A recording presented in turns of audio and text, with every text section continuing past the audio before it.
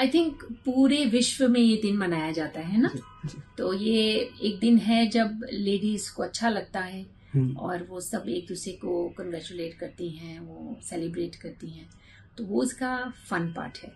और मुझे ऐसा लगता है कि ये ऐसा दिन है जिस दिन महिलाओं के ऊपर विशेष रूप से एक फोकस आता है। जी। तो बहुत सारी बातें कहने का और सुनने का अवसर मिलता है। तो उस तरह से देखा जाए तो ये बहुत ही अच्छा दिन। अभी तो देखिए कितनी सारी योजनाएं हैं हमारी, है ना, जिसमें हम फोकस विमेन पे कर रहे हैं। तो अगर मैं इंडस्ट्री से शुरू करूं तो विमेन को वर्कफोर्स बनाने का हमारा प्रयास है कि ज़्यादा से ज़्यादा महिलाएं आएँ और उद्योग में सहभाग लें। और फिर आपको मालूम ही है कि हमारे यहाँ लखपति दीदी, लाड़की बहना, ये योजना भी चल रही है ना। विश्वकर्मा में भी महिला उद्योगपतियों को हम सपोर्ट कर रहे हैं, उनको ट्रेनिंग देते हैं, उनको किट देते हैं।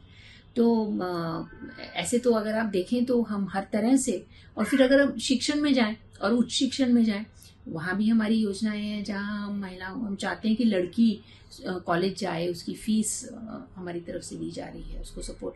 फिर वो हमारी पिंक ई रिक्शा वाली एक स्कीम आपको मालूम ही होगी, है ना, उसमें भी हम महिलाओं को सपोर्ट दे रहे हैं कि वो खुद का व्यवसाय करें।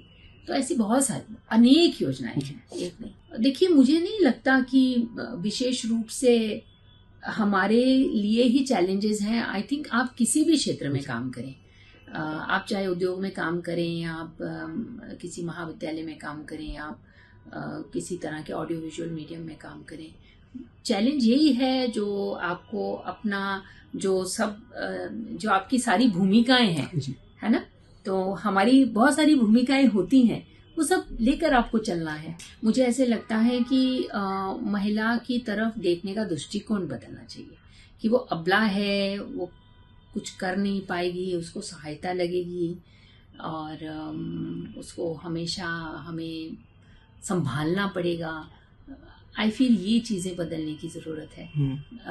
आपको ये समझना चाहिए कि अगर वो पढ़ लिख गई है और उसमें वो क्षमताएं हैं, जो काम वो आप उसको देना चाह रहे हैं वो कर सकती है, तो फिर आपको भेदभाव नहीं करना चाहिए। और महिला, वही ना, वो दृष्टिकोण है ना, अबला समझते हैं हम उसको, एक पर्टिकुलर नजरिए से देखते हैं कि ये अपना बचाव नहीं कर पाएगी, तो इसके साथ हम कुछ भी कर सकते हैं।